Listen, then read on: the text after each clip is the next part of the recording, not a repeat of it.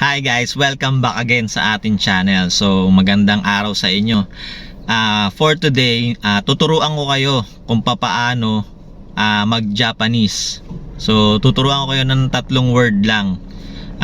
Ito ay isang kanji character ng Japanese. Yan.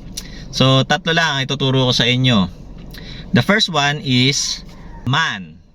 Ang man pag sa kanji is this one.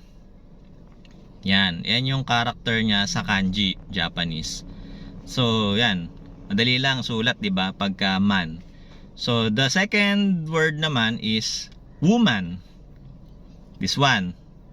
Yan, ganyan po yung kanji character in Japanese po ni woman. So this is man and this is woman. Okay? Then the third word naman is noisy. Yan. Kanji character for noisy.